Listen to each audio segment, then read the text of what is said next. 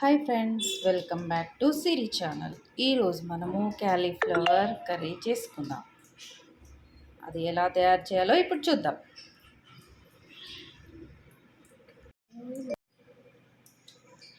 క్యాలీఫ్లవర్ను first మనము వేడి నీళ్ళల్లో ఉడకబెట్టుకోవాలి. ఆ వేడి నీళ్ళల్లో కొద్దిగా ఉప్పు వేసి కొద్దిగా పసుపు వేసి మనం బాయిల్ చేసుకోవాలి. ఎందుకంటే చిన్న చిన్న పురుగులు ఉంటాయి కాబట్టి ఉప్పు వేసుకుంటే అవి పైన తేలి మనకు కనిపిస్తాయి. వీటిని మంచిగా ఇట్లా వేడి నీళ్ళలో పక్కకు పెట్టుకోవాలి కొద్దిసేపు. తర్వాత స్ట్రెయినర్తో స్ట్రెయిన్ చేసుకోవాలి. దీంట్లో శనగపప్పు కూడా వేస్తాం. శనగపప్పును కూడా నానబెట్టుకోవాలి.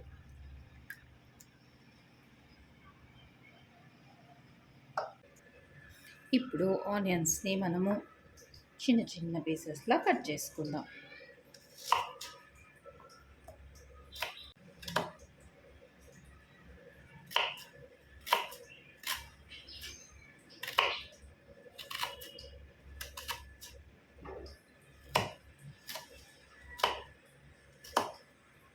ఈ కర్రీకి నేను 3 ఉల్లిగడ్డలను తీసుకున్నాను. ఇప్పుడు ఆయిల్ పోసుకుందాం. ఒక 2 పావులు పోసాను నూనె.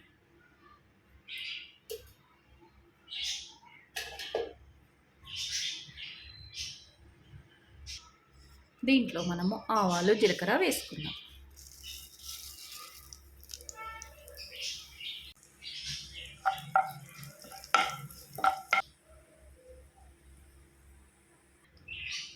పచ్చిమిర్చి వేస్తాం.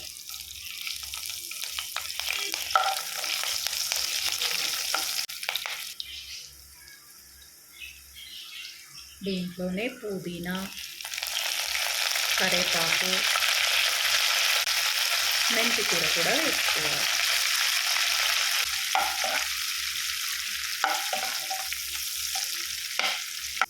ఆనియన్స్ వేసుకోవాలి.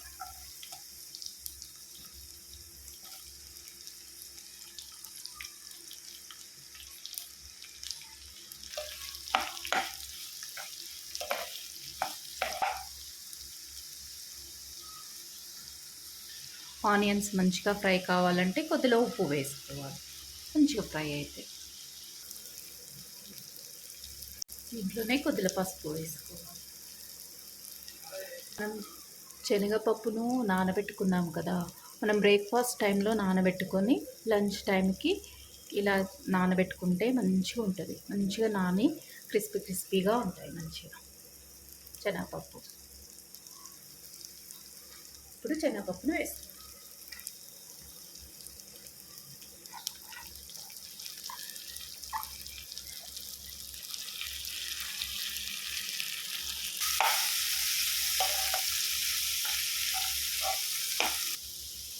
ఇది కొద్దిసేపు మంచిగా ఫ్రై కావాలి. మంచిగా ఫ్రై అయినాయి చూడండి. ఈ కలర్కి వచ్చినాక దీంట్లో కొద్దిగా కారం వేసుకోవాలి. నేను 1.5 వేస్తాను, ఎందుకంటే పచ్చిమిర్చి వేసాను కాబట్టి కారం కొద్దిగా.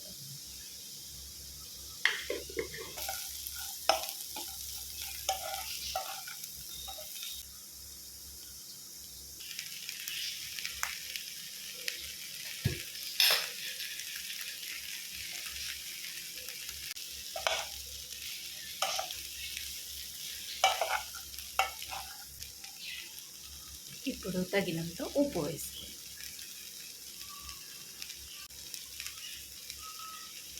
అల్లం వెల్లుల్లి పేస్ట్ కూడా.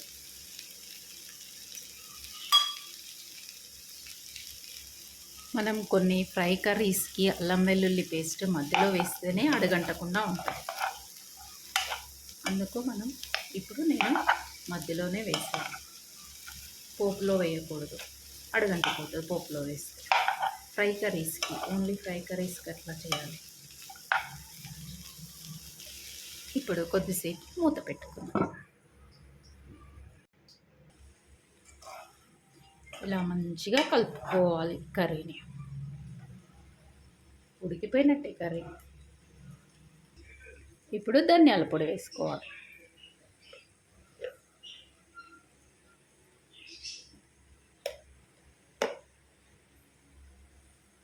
అలా అలాగే కొత్తిమీరతో గార్నిష్ చేసుకో. Thank you for watching. Please subscribe to Siri channel. Cauliflower with శనగపప్పుతో ఈ పచ్చి పులుసు రైతాను కలుపుకొని తింటే చాలా టేస్ట్ ఉంటుంది.